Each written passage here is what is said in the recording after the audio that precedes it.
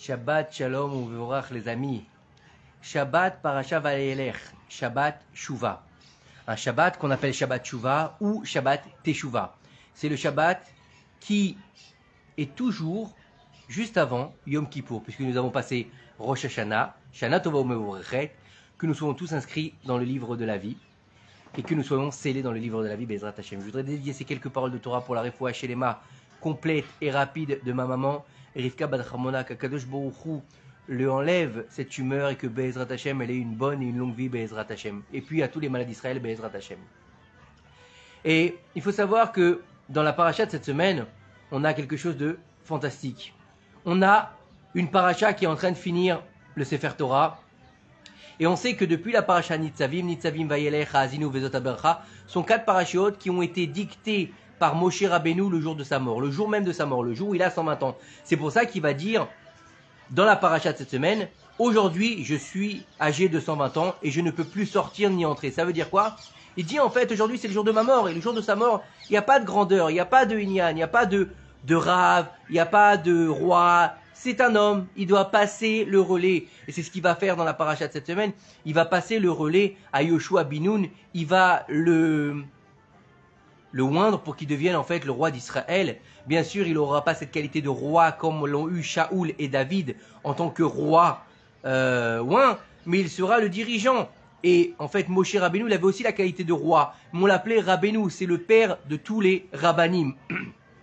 Et il faut savoir que Yoshua, ce sera le premier des juges. Il y aura 12 juges en Israël et ce sera le premier des grands juges. Il y aura Yoshua qui sera le premier, il y aura Shimshon, et il y en aura plusieurs. Bekitsour, on va rentrer dans une nouvelle ère avec Yoshua Binoun qui va faire rentrer le peuple en Israël après 7 ans de guerre et 7 ans de partage où il va y avoir l'installation en Eret Israël. Mais on passe dans un autre registre puisque le Sefer Devarim va se finir sur la mort de Moshe Rabbeinu et on va apparaître ensuite le Sefer du Tanakh, pour nous raconter l'histoire de Yoshua, et puis des rois, et puis des prophètes, etc.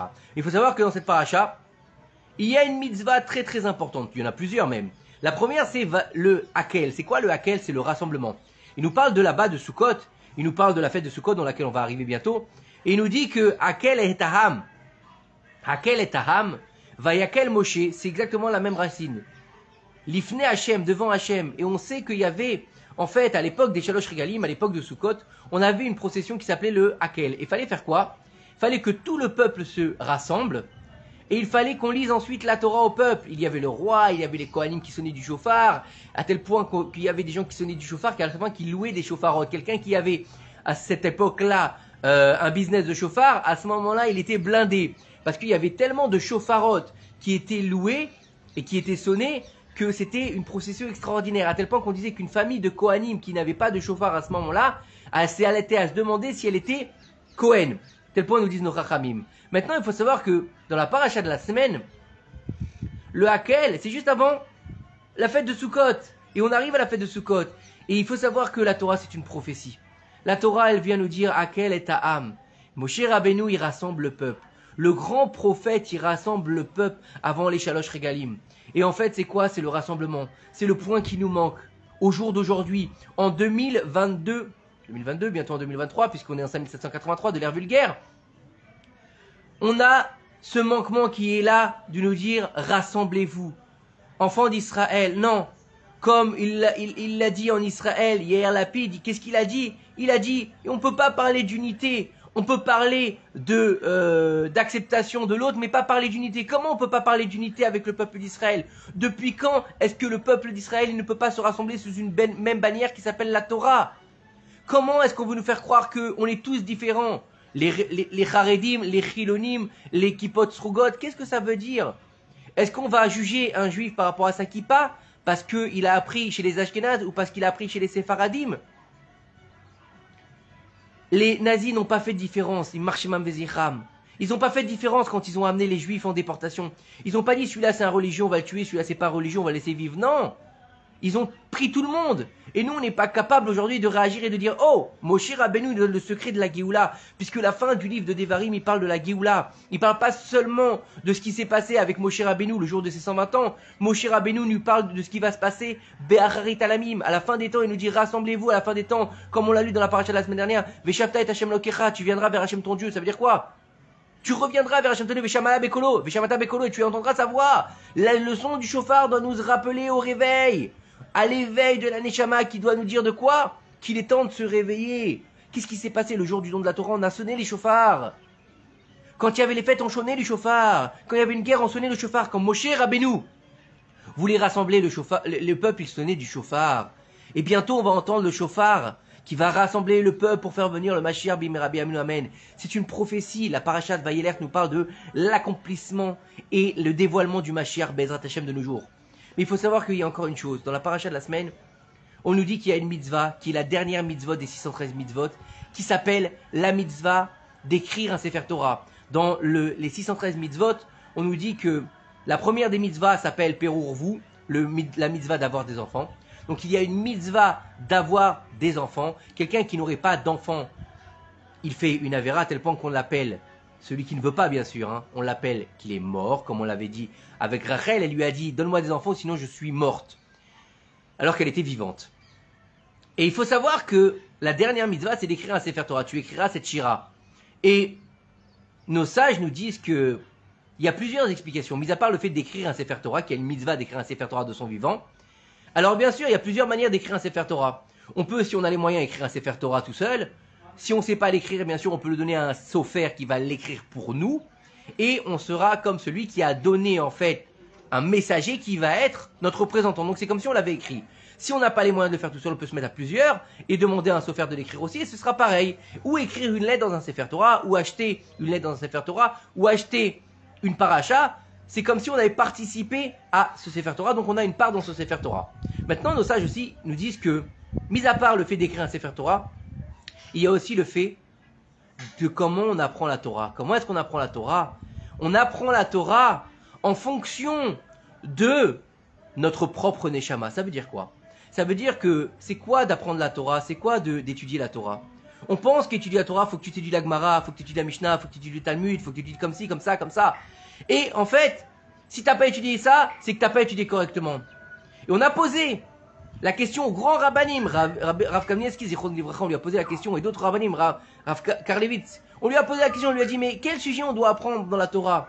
Et il a dit, chaque personne, il doit apprendre le sujet qui lui est propre. Ça veut dire quoi? Ce qui lui donne envie d'étudier la Torah, ce qui lui fait vibrer son âme, parce que chaque âme, elle a une racine. Le shoresh de la Neshama, ça s'appelle. Shoresh de la Neshama, c'est quoi?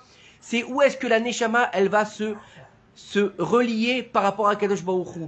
Et chacun, il va avoir en fait un lien différent. Celui-là, il va avoir un lien pour se rapprocher de la Kadosh Baruch Hu avec la Gemara. Celui-là, il va avoir un lien avec la Mishnah. Celui-là, il va avoir un lien avec le Moussar. Celui-là, il va avoir un lien avec le Tanya. Celui-là, il va avoir un lien avec écouter Moharan. Et chacun, il a son lien. C'est pas bien ce qu'il étudie, bien sûr que c'est bien. Mais il n'étudie pas la Gemara. Mais s'il ne trouve pas de plaisir, par exemple, il n'arrive pas à étudier la Gemara parce qu'il n'y trouve pas de plaisir, qu'il étudie les mêmes sujets de la Gemara dans un autre registre, peut-être qu'il va trouver dans la Mishnah son compte, peut-être dans le Shulchan Aruch son compte. Pourquoi? Parce qu'il faut faire vibrer sa Neshama pour que la Neshama, elle puisse être allumée et briller de mille feux pour pouvoir être proche d'Akadosh Baruch Hu. Donc en fait, étudier ce qui t'est ravive, c'est comme au niveau des brachot. Qu'est-ce qu'on doit manger le premier? Est-ce qu'on doit manger les fruits d'Eretz Israël ou on doit manger quelque chose qu'on préfère? Donc ça, ils nous disent, même s'il y a comme ça, la halakha, même s'il y a les 7 fruits d'Eretz Israël devant toi et que tu préfères manger une pomme, tu commences par la pomme parce que c'est ce qui te fait kiffer. Et la Torah, c'est une Torah de vie. C'est une Torah qui est belle, profonde et vivante. Donc fais-toi kiffer, t'as le droit de kiffer, c'est pas interdit, mais kiffer les Shem Shamaïm. Kiffe pas pour ton ventre, kiffe pour les Shem Shamaïm. Ça veut dire quoi? Tu veux kiffer ta pomme, kiffe-la, mais n'oublie pas de faire la bracha, et n'oublie pas que quand tu manges, c'est pour prendre des forces pour Akadosh Baruch Hu, pour ton service divin. Et pas prendre des forces pour ton ventre et dire, ah, j'ai bien mangé, j'ai bien bu, j'ai la peau du ventre bien tendue. Non, chas shalom, on n'est pas dans cette histoire-là, nous. Parce que sinon, tout ce que t'as mangé, il part au clipa. Il part au clipote, il part à l'écorce, il part à la citracha, il part au côté obscur de la force. Donc c'est pas ça qu'il faut faire.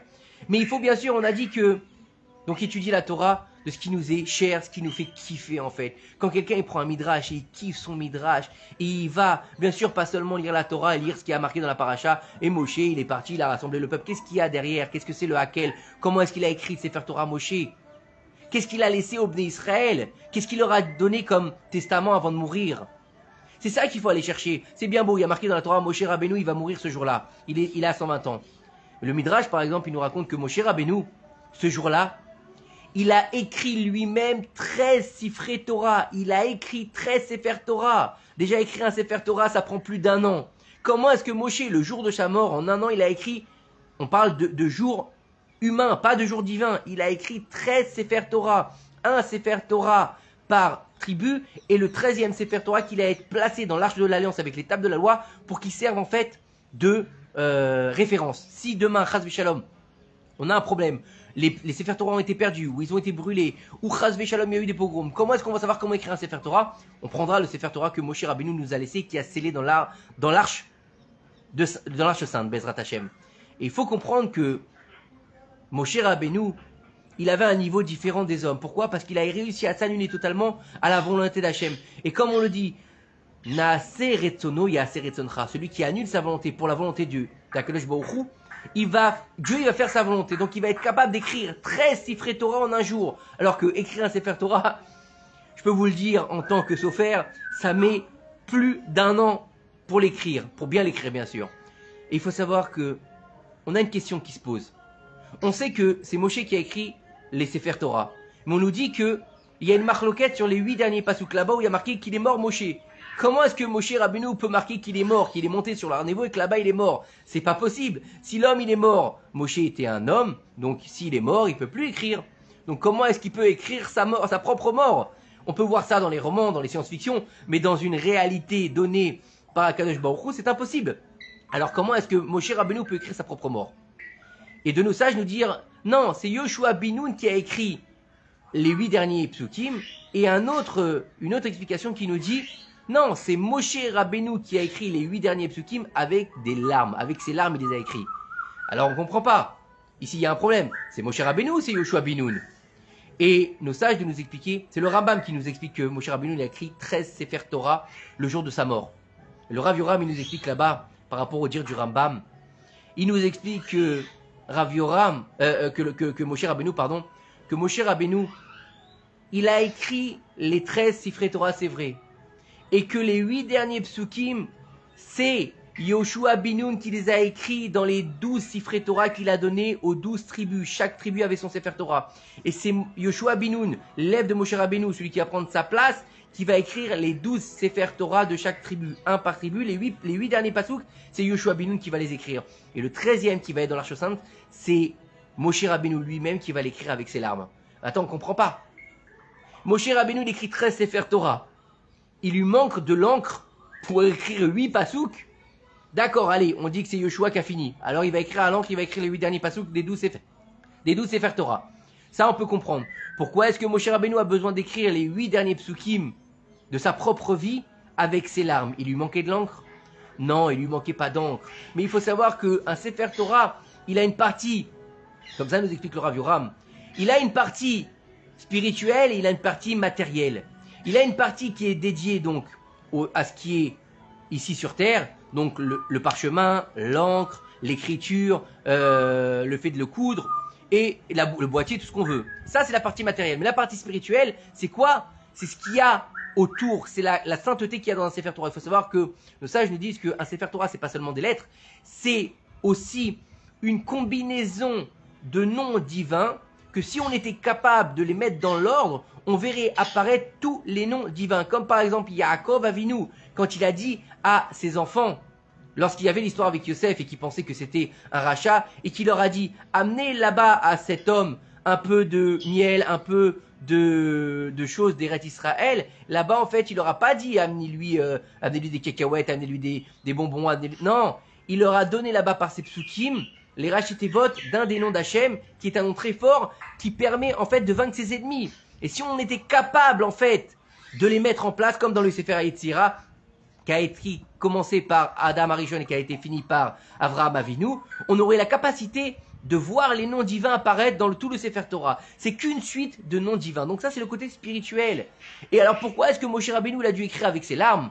Parce qu'en fait, on te dit que dans le service divin, c'est pas simplement tu vas devoir travailler, tu vas devoir faire état de Messirut Nefesh et tu vas devoir supplier à Kadosh Baruch Hu pour qu'il réponde à ta prière. Ça veut dire quoi? Ça veut dire, c'est pas simplement qu'il faut éduquer ses enfants par exemple et leur apprendre la Torah. Il y a une mitzvah qui nous dit Velimatem otam, et tu leur apprendras la Torah, tu leur apprendras cette Torah-là. C'est-à-dire quoi? Tu leur apprendras cette Torah-là.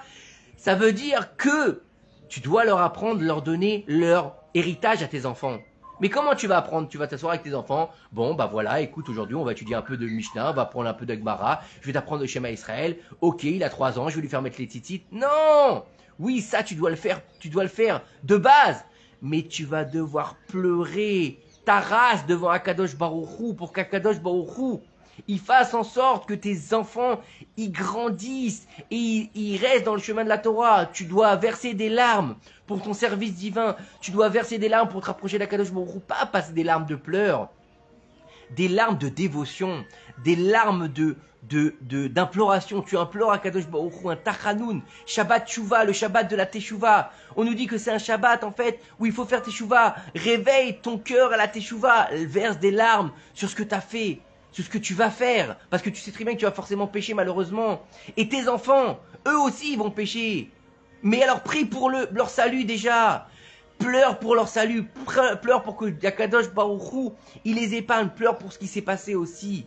Pour pouvoir ensuite te rapprocher d'Akadosh Baruch Hu. Shabbat Teshuvah. Shabbat Teshuvah. Il y a deux niveaux. Il y en a qui disent que c'est Shabbat Teshuvah et d'autres qui disent Shabbat Teshuvah. Parce que c'est le Shabbat avant le jugement qui s'appelle Yom Kippour. Yom Kippourim. Celui où on va mettre la signature du décret. N'oublie pas une chose. C'est que il est temps de réveiller ton cœur. À ta Teshuvah. Te rapprocher d'Akadosh Baruch Hu. Accepter d'être près d'Akadosh Baruch Hu et ne pas avoir honte de qui tu es. N'essaye pas de ressembler à Esav. N'essaye pas de ressembler aux Américains. N'essaye pas de ressembler à Poutine. N'essaye pas de ressembler à Zelensky. N'essaye pas de ressembler aux nations du monde. Tu es unique. Tu es unique, tu es Israël. Essaie de ressembler à qui tu dois être. Yaakov, Ishtam, Yosef, Ohalim.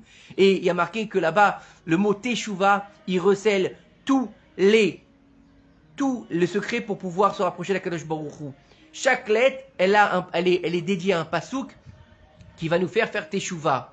Et le premier pasouk qui vient de la lettre donc de Tav, de Teshuvah, on nous dit Tamim Tieim Hashem Elokecha. Il soit intègre avec Hashem ton Dieu. Ça veut dire quoi? Ça veut dire que être intègre soit simple. Ne te prends pas la tête. Akadosh Baruch Hu, il a décrété que ce soit comme ça, sois content. Ça doit se passer comme ça, sois avec Hashem. Ça se passe bien, ça se passe mal, Toda Rabba Akadosh Baruch Hu. C'est comme ça que ça devait être. Mais je vais faire tout ce qu'il faut pour que ça se passe comme toi tu l'as défini. Je fais ta volonté.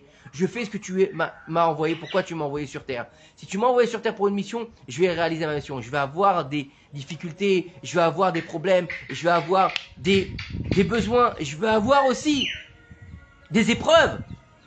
Et je sais que c'est dur. Je vais dire, oh, encore des épreuves. Non, je vais dire, Akadosh Baruch Hu, merci, parce que quand tu me donnes des épreuves, c'est pour me faire grandir. Que ces quelques paroles de Torah nous aident à comprendre que Akadosh Baruch Hu, il veut que notre bien. Parce qu'Akadosh Baruch Hu, il est totalement bon. Et comprendre enfin que le but de la Teshuvah, c'est de se rapprocher de sa source. Et la source, c'est quoi, Akadosh Baruch Hu? Car notre Neshama, elle vient d'Akadosh Baruch Hu. Être là pour se rapprocher du Créateur, se relier à lui, se coller à lui, pour vivre pour l'éternité, pour être signé dans le livre de la vie. Parce que vivre dans le livre de la vie, c'est-à-dire ne pas vivre comme un mort, mais vivre comme quelqu'un de vivant. Et de tous ceux qui ont réussi à vivre et à accepter d'être collés à Kadosh Baruch Hu, on va dire d'eux qui sont pas morts. Yaakov Avinu, on dit de lui qu'il est Chai. Moshe Rabbeinu, on dit qu'il est pas mort. On dit que le jour de sa mort, il a revu en fait. Il est jamais mort, c'est pour ça qu'on n'a pas trouvé sa sépulture, il est rentré directement vivant. Il y a des ignanes comme ça qu'il est mort mais qu'il est vivant encore. David Amelech, on dit de lui Chai Vekayam. Est-ce que est-ce que nos sages seraient des menteurs pour dire que David Amelech il est pas mort? Il est mort dans son enveloppe charnelle, mais lui il est jamais mort. Et nos tzadikim on dit qu'ils sont jamais morts. Pourquoi? Parce qu'ils ont transcendé leur être pour être proches d'Akadosh Baruch Hu, pour que Akadosh Baruch Hu en fait, quand ils étaient vivants, il leur donnait la capacité d'être des êtres au-delà du niveau de tout être humain, mais quand ils sont morts, étant donné qu'ils sont plus dans leur limite charnelle, en fait, ils sont encore plus vivants parce qu'ils sont capables de réaliser la volonté du ciel, la volonté aussi de l'homme, parce qu'ils sont plus limités dans leur corps, alors ils ont une puissance incommensurable. Et ça, on peut le réaliser que si on va réaliser ce pourquoi on a été mis sur terre, pour être des enfants d'Israël. Shana Tova Mvorechet, Shabbat Shalom Mvoar, et qu'Akadosh Baruch Hu nous inscrivent et nous scellent dans les livres de la vie et que nous n'ayons pas besoin que de passer ce qui pour cette année, car que Be'ezrat Hashem Akadosh Baruch Hu nous envoie le Mashiach, Bimera Be'abnu. Amen. À très bientôt si Dieu veut.